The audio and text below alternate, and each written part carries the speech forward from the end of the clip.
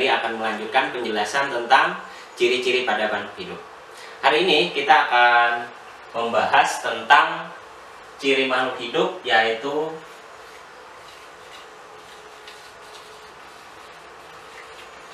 perkembangbiakan. Nah, salah satu ciri penting pada makhluk hidup adalah berkembang biak, sebagaimana saya sudah sebutkan pada pertemuan kita atau pada video kita sebelumnya.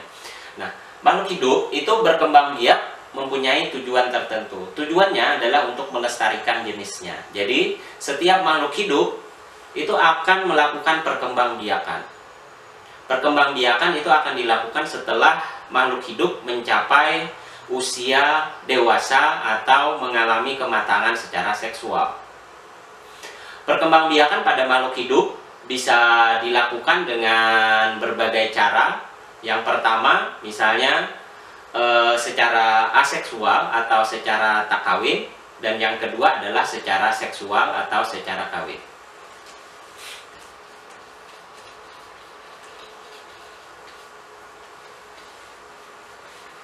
Ya, yang pertama adalah secara aseksual atau tak kawin, lalu yang kedua secara seksual atau secara kawin.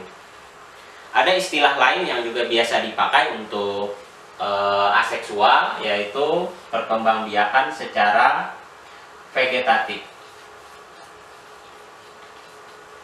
Nah, kemudian untuk seksual ada juga istilah lainnya, yaitu generatif. Semua makhluk hidup melakukan perkembangbiakan ini. Mereka kadang-kadang melakukan perkembangbiakan aseksual. Beberapa makhluk hidup lainnya melakukan perkembangan secara seksual. Ada makhluk hidup yang mampu melakukan kedua macam jenis perkembangbiakan ini. Jadi mereka bisa berkembang biak secara seksual maupun secara aseksual. Jadi pada saat-saat tertentu mereka akan melangsungkan perkembangbiakan secara aseksual, pada saat-saat lainnya mereka akan melakukan perkembangbiakan secara seksual. Perkembangbiakan aseksual biasanya dapat dilakukan oleh hewan-hewan tingkat rendah, kemudian pada tumbuhan. Sedangkan perkembangbiakan seksual atau generatif atau secara kawin biasa dilakukan oleh hewan-hewan yang berada pada tingkatan yang lebih tinggi. Perkembangbiakan aseksual ini contohnya misalnya pada hewan bersel satu amuba itu dilakukan dengan cara membelah diri. Kemudian misalnya lagi pada tumbuhan. Pada tumbuhan kita bisa melihat misalnya tumbuhan pisang. Pisang itu dia berkembang biak secara aseksual dengan membentuk tunas. Kita lihat kalau ada pohon pisang yang besar, nanti di sekitar batangnya itu di bagian bawah akan tumbuh tunas-tunas baru yang merupakan hasil perkembangbiakan aseksual. Perkembangbiakan aseksual ini dicirikan oleh tidak adanya induk pasangannya. Jadi perkembangbiakan itu hanya dilakukan oleh individu itu saja tanpa melibatkan individu lainnya. Beda dengan perkembangbiakan seksual, itu selalu melibatkan dua induk. Biasanya ada jantan, ada betina. Ya, pada umumnya ada induk jantan, ada induk betina. Ada juga perkembangan secara seksual yang terjadi pada hewan-hewan hermafrodit, di mana mereka bisa bertindak sebagai hewan jantan maupun sebagai hewan betina. Misalnya yang dilakukan oleh siput dan beberapa hewan lainnya seperti cacing.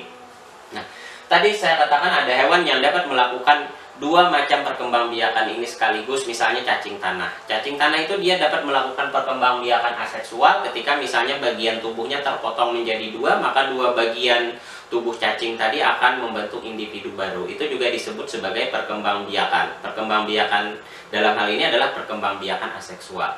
Nah, pada musim-musim tertentu, biasanya di musim hujan, cacing tanah itu akan melakukan perkawinan, melibatkan pembentukan sel kelamin, ada sel kelamin jantan dan sel kelamin betina, maka mereka akan melakukan perkembangbiakan secara seksual atau secara generatif. Nanti dihasilkan telur, dari telur itu akan menetas menjadi individu baru. Pada manusia, kemudian burung, jenis-jenis burung, kemudian katak, mamalia, kemudian ikan, kemudian amfibia, itu kebanyakan melakukan perkembangbiakan secara seksual atau secara generatif. Demikian penjelasan mengenai ciri makhluk hidup, yaitu mereka selalu melakukan perkembangbiakan untuk melestarikan kelangsungan jenisnya. Sampai jumpa lagi dengan penjelasan tentang ciri-ciri makhluk hidup di video berikutnya.